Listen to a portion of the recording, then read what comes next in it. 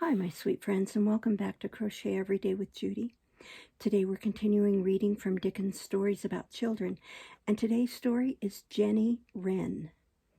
In a poor quarter of London, in an out-of-the-way street, was a row of quiet little houses. Excuse me. Before one of these, on a certain autumn evening, two persons paused in their walk. Of these, one was a lad of 17 or 18, the other, a man perhaps 10 years his senior. The boy knocked at a door, and the door promptly opened with a spring and a click. A parlor door within a small entry stood open and disclosed a child, a dwarf, a girl, a something, sitting on a little, low, old-fashioned armchair, which had a kind of little working bench before it. "I can't get up," said the child, "because my back's bad and my legs are queer. But I'm the person of the house." "Who else is at home?" asked Charlie Hexam, staring. "Nobody's at home at present," returned the child with a glib assertion of her dignity, "except the person of the house. What did you want, young man?" "I wanted to see my sister." "Many young men have sisters," returned the child. "Give me your name, young man." The queer little figure and the queer but not ugly little face with its bright gray eyes were so sharp that the sharpness of the manner seemed unavoidable. As if being turned out of that mold, it must be sharp. "Hexam is my name." "Ah, indeed," said the person of the house. "I thought it might be. Your sister will be in about a quarter of an hour. I am very fond of your sister. She's my particular friend. Take a seat. And this gentleman's name?" "Mr. Headstone, my schoolmaster." "Take a seat, and would you please to shut the street door first? I can't very well do it myself because my back's so bad and my legs are so queer." They complied in silence, and the little figure went on with its work of gumming or gluing together with a camel's hair brush certain pieces of cardboard and thin wood previously cut into various shapes.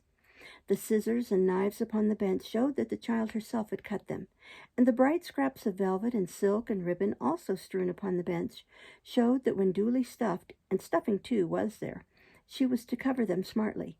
The dexterity of her nimble fingers was remarkable, and as she had brought two thin edges accurately together by giving them a little bite, she would glance at the visitors out of the corner of her gray eyes with a look that outsharpened all her other sharpness. "You can't tell me the name of my trade, I'll be bound," she said after taking several of these observations. "You make pincushions," said Charlie. "What else do I make?" "Pen wipers," said Bradley Headstone. "Ha ha, what else do I make? You're a schoolmaster, but you can't tell me." "You do something," he returned, pointing to a corner of the little bench. "With straw, but I don't know what." "Well done, you," said the person of the house.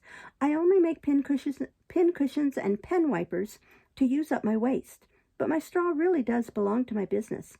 Try again. What do I make with my straw?" "Dinner mats." "A schoolmaster and says dinner mats.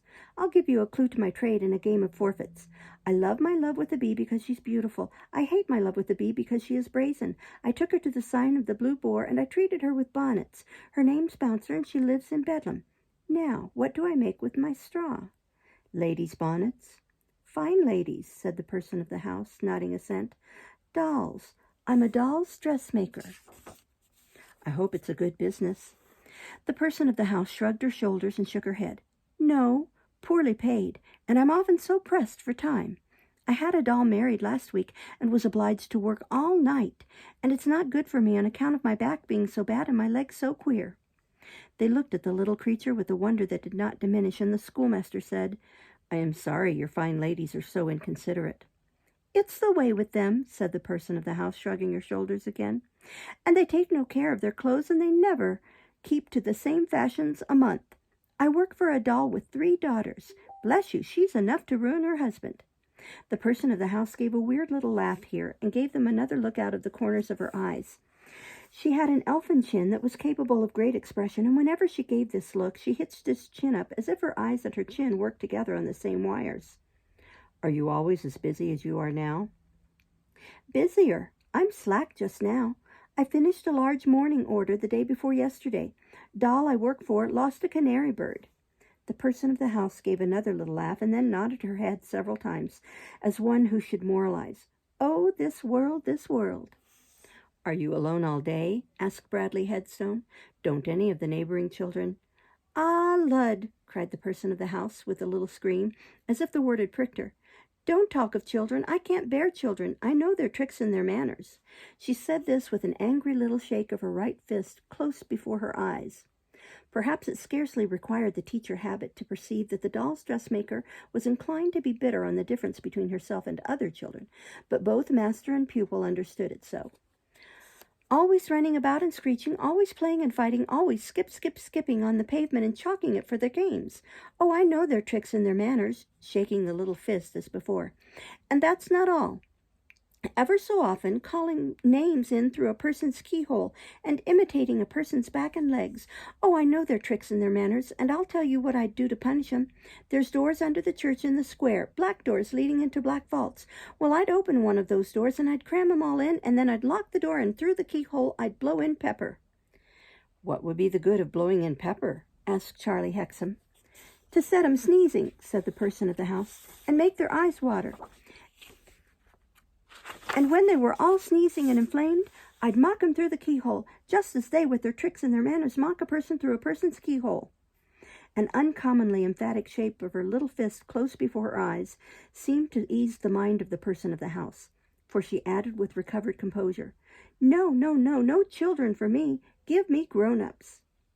It was difficult to guess the age of this strange creature, for her poor figure furnished no clue to it, and her face was at once so young and so old. 12, or at the most 13, might be near the mark. "I always did like grown-ups," she went on, "and always kept company with them.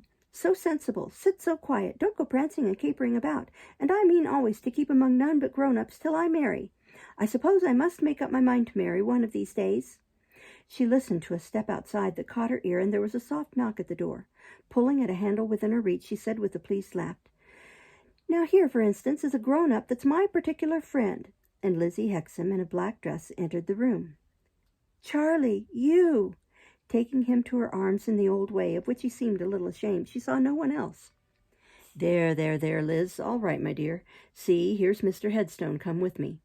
Her eyes met those of the schoolmaster, who had evidently expected to see a very different sort of person, and a murmured word or two of salutation passed between them. She was a little flurried by the unexpected visit, and the schoolmaster was not at his ease, but he never was quite. "I told Mr. Headstone you were not settled, Liz, but he was so kind as to take an interest in coming, and so I brought him. How well you look." Bradley seemed to think so. "Ah, don't she, cried the person of the house, resuming her occupation, though the twilight was falling fast. "I believe you she does. But go on with your chat, one and all. You 1, 2, 3, my company, and don't mind me," pointing this impromptu rhyme with 3 points of her thin forefinger.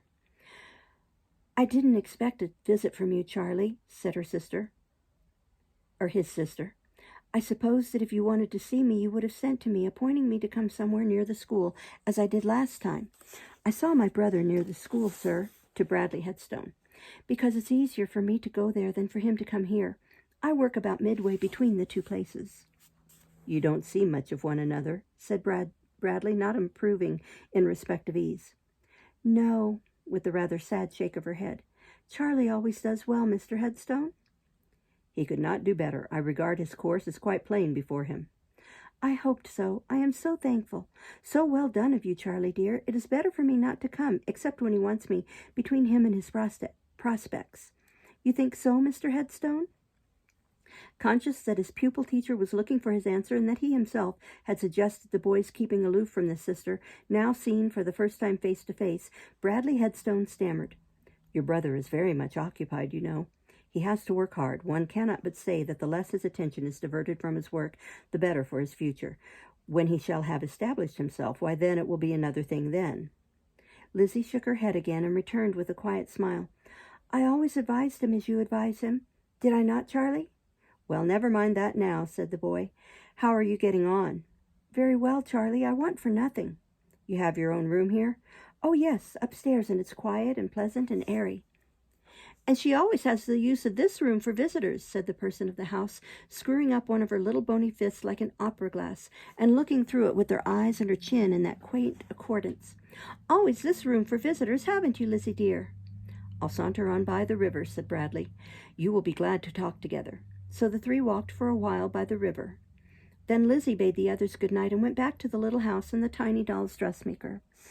The person of the house, doll's dressmaker and manufacturer of ornamental pincushions and pen wipers, sat in her quaint little low armchair, singing in the dark until Lizzie came back. The person of the house had attained that dignity while yet of very tender years indeed, though being the only trustworthy person in the house. "Well, Lizzie Mizzy Wizzy," said she, breaking off in her song, "what's the news out of doors?" "What's the news indoors?" returned Lizzie, playfully smoothing the bright long fair hair, which grew very luxuriant and beautiful on the head of the doll's dressmaker. "Let me see," said the blind man. "Why, the last news is that I don't mean to marry your brother." "No? No," shaking her head and her chin, "don't like the boy." "What do you say to his master?" "I say that I think he's bespoke." Lizzie finished putting the hair carefully back over the misshapen shoulders, and then lighted a candle. It showed a little parlor to be dingy, but orderly and clean. She stood the candle on the mantel shelf, remote from the dressmaker's eyes, and then put the room door open and the house door open, and turned the little low chair and its occupant toward the outer air. It was a sultry night, and this was a fine weather arrangement when the day's work was done. To complete it, she seated herself in a chair by the side of the little chair, and protectingly drew under her arm the spare hand that crept up to her. This is what your loving Jenny Wren calls the best time in the day and night," said the person of the house. Her real name was Fanny Cleaver, but she had long ago chosen to bestow upon herself the appellation of Miss Jenny Wren. "I've been thinking," Jenny went on, "as I sat at work today, what a thing it would be if I should be able to have your company till I am married, or at least courted. When I am courted, I shall make him do some of the things that you do for me. He couldn't brush my hair as you do, or help me up and down stairs as you do, and he couldn't do anything as you do. But he could take my work home, and he could call for orders in his clumsy way. And he shall, too. I'll trot him about, I can tell him." Jenny Wren had her personal vanities, happily for her, and no intentions were stronger in her breast than the various trials and torments that were, in the fullness of time, to be inflicted upon him. "Wherever he may happen to be just at present, or whoever he may happen to be," said Miss Wren, "I know his tricks and his manners, and I give him warning to look out." "Don't you think you're rather hard upon him?" asked her friend, smiling and smoothing her hair. "Not a bit," replied the sage Miss Wren, with an air of vast experience. "My dear, they don't care for you, those fellows, if you're not hard upon 'em. But I was saying, if I should be able to have your company." "Ah, what a large if, ain't it?" "I have no intention of parting company, Jenny." "Don't say that, or you'll go directly." "Am I so little to be relied upon?" "You're more to be relied on than silver and gold." As Jenny said these words, there came strolling along a gentleman, Eugene Rayburn by name, who had been able to do some small kindnesses for them. In the conversation that followed, Jenny said in a musing tone, "I wonder how it happens that when I'm at working here all alone in the summertime, I smell flowers." "Isn't it," inquired Mr. Rayburn, "because you do smell flowers?" "No, I don't," said the little creature, resting one arm upon that hand and looking vacantly before her.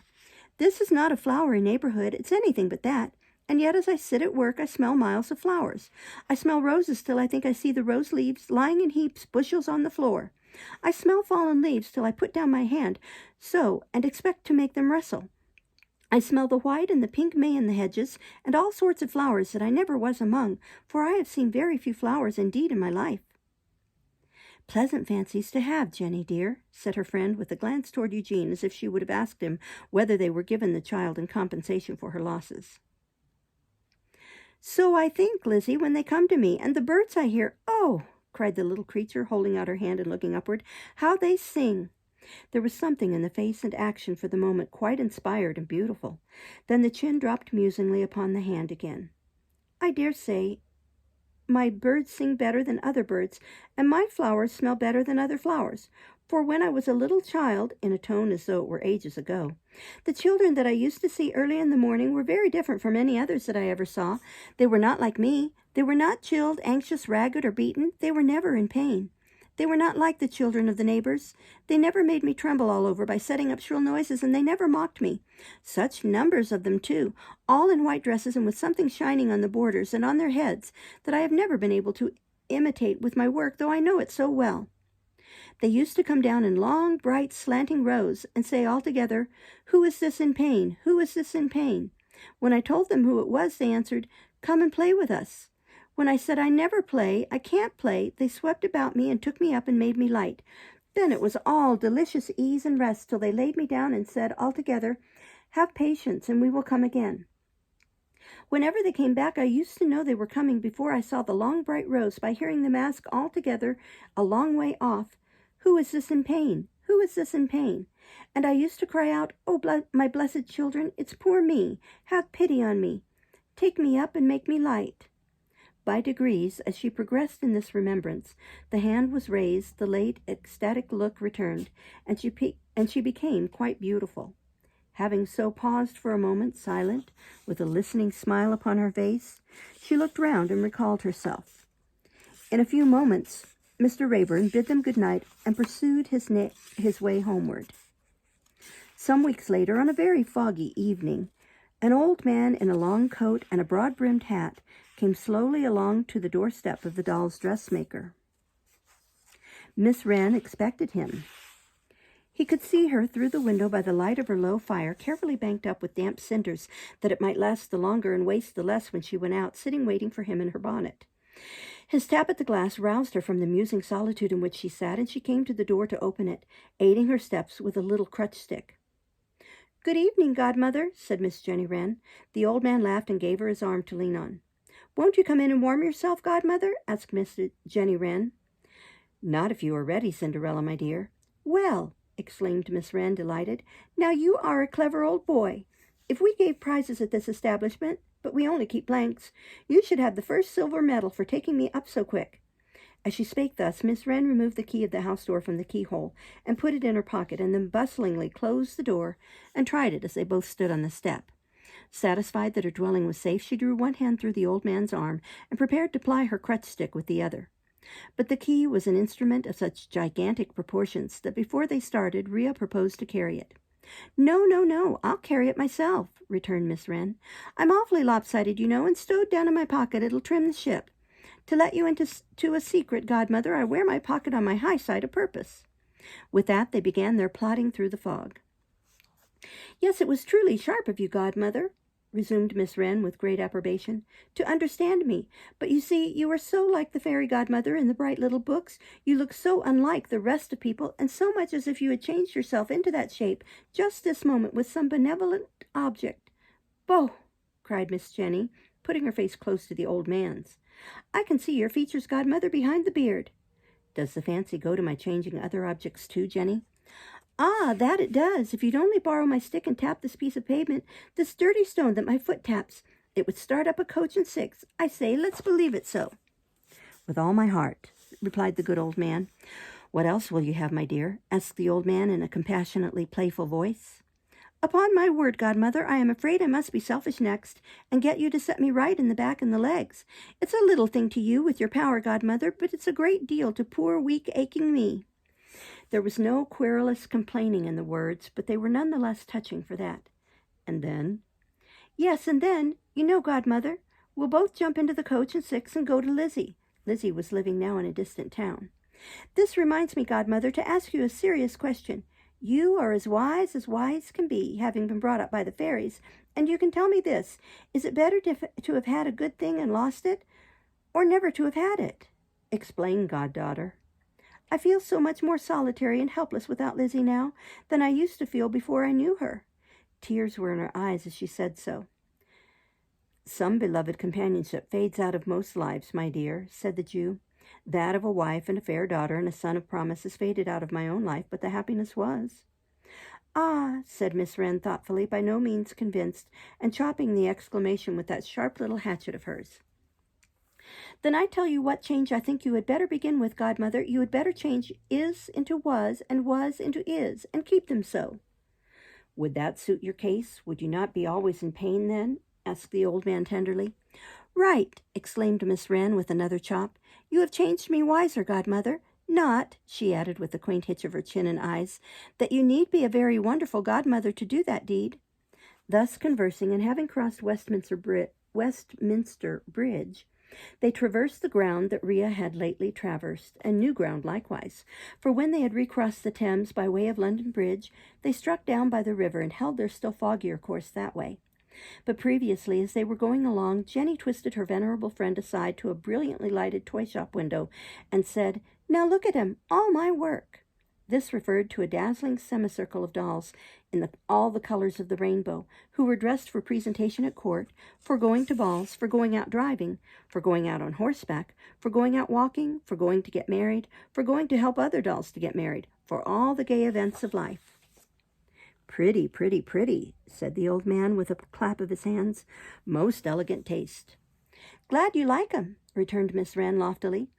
"But the fun is, godmother, how I make the great ladies try my dresses on, though it's the hardest part of my business, and would be even if my back were not as bad and my legs queer."